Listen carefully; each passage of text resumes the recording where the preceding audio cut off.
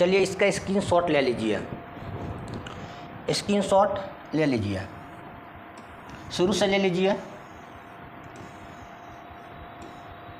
Screenshot ले लीजिए। चलिए अब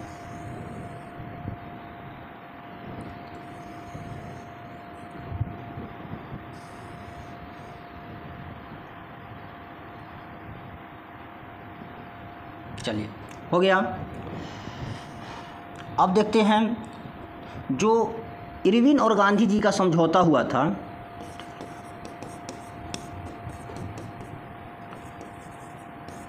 इरविन गांधी का समझौता,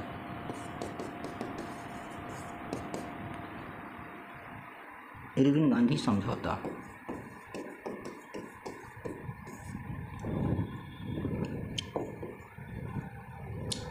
इरविन गांधी समझौता 5 मार्च 1931 को गांधी इरविन समझौता होता है। यह दिल्ली में होता है। इसे हम दिल्ली समझौता भी कहते हैं। दिल्ली में होने के कारण से इसे हम दिल्ली समझौता भी कहते हैं।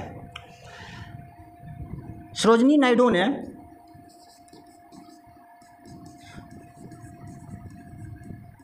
ने इरविन गांधी की समझौते को दो महात्मा कहा।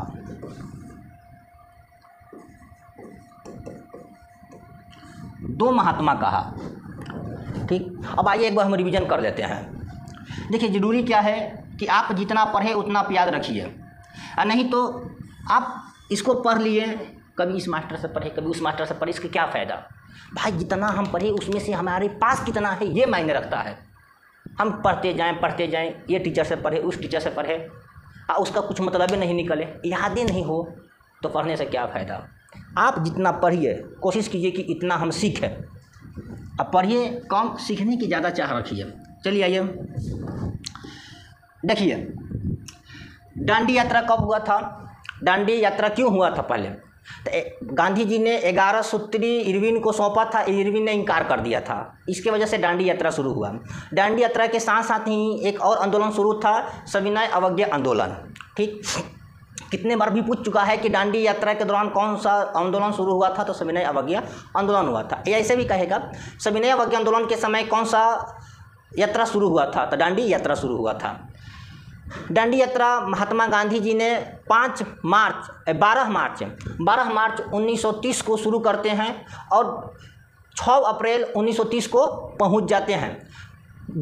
कितने दिन लगता है टोटल, तो 24 दिन लगता है। इस यात्रा में कितने दिन लगता है, तो 24 दिन लगता है। कितने सहयोगियों के साथ चले थे, 78 सहयोगियों के साथ चले थे, वह अनुसूचित जाति के थे।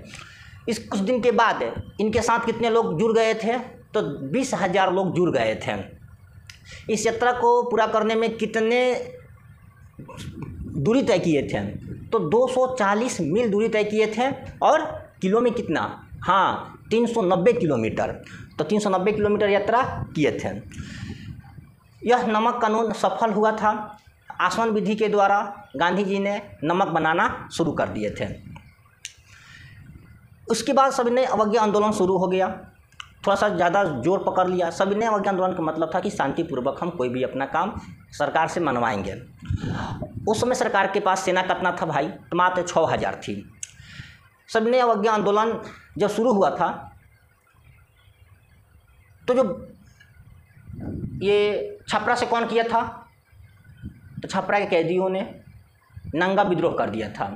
मुंबई से सरोजिनी नायडू ने कितना आंदोलनकारी को लेकर पहुंची थी, तो 25,000 आंदोलनकारियों को लेकर पहुंची थी। और कश्मीर में ही खान अब्दुल गफ्फार खान ने खुदाई खिदमतगार संस्था का गठन किए थे। और लाल कुर्ती का गठन किसने किया था, तो खान अब्दुल गफ्फार खान ने। सीमांत गांधी किसे कहा जाता है, तो खान अब्दुल गफ्फार को कहा जाता है।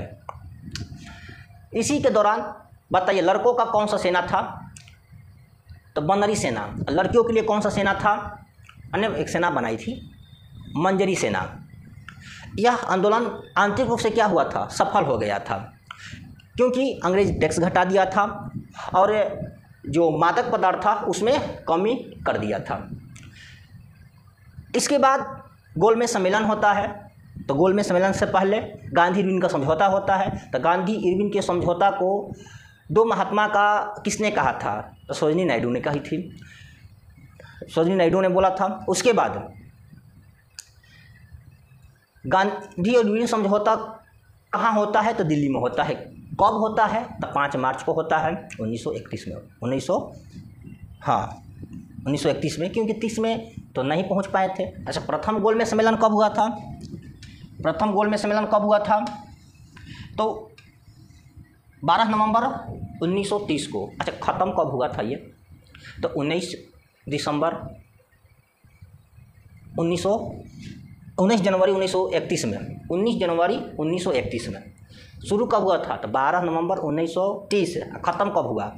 तो 19 जनवरी 1931 में। अच्छा, ये बताइए दूसरा गोलमेज सम्मेलन कब हुआ था?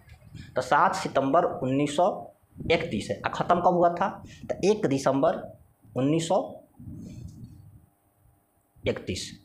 तृतीय गोलमेज सम्मेलन कब हुआ था? तो ये 17 नवंबर 1932 और ख़त्म हुआ था 24 दिसंबर 1932 है। तीनों गोलमेज सम्मेलन में भारतीयों की ओर से किन 2 लोगों ने लिए थे? तो तेज बहादुर और अम्बेडकर जी। ठीक। तो गांधी जी ने किस जहाज़ से गए थे लंदन? तो SS राजपूताना। विंस्टन चर्चिल ने इन्हों क्या कहा था? तो अर्धनंगा फकीर कहा था। ठीक। तो चलिए, जो मेन है उसको हम याद करवा दिए। फिर कल मिलेंगे। कल हम पूना समझौता से स्टार्ट करेंगे। ठीक। जय हिंद, जय भारत।